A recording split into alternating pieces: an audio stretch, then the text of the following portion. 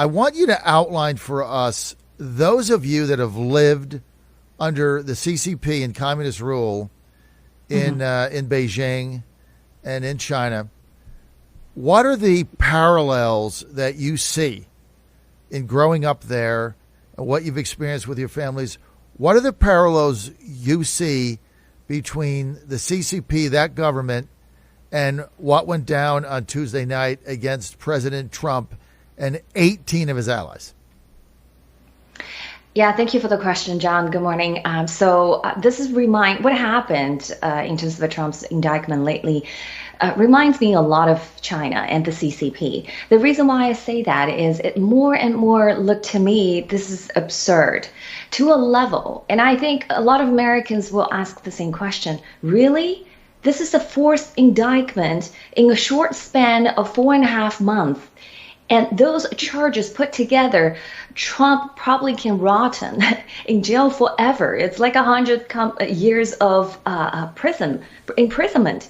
And this is really speaks loudly to the rule of law and to the weaponization of the entire justice system.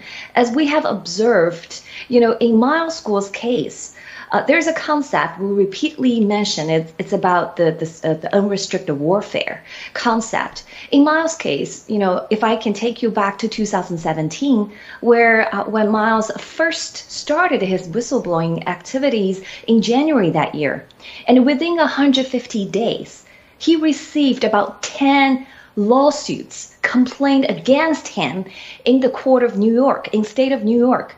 So. And those complaints could put him in jail for 100 years. So there's a lot of parallel.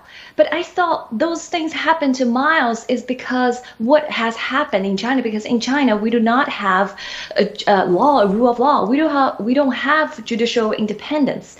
Basically, the Chinese Communist Party rule it all. And that's why, when Miles School was indicted and charged for all those legal warfares that these reporters in the Western mainstream media cited those cases from the Chinese courts, which we all know they are basically all forgeries, given that the conditions of the judicial system in China that was completely ruled by one party.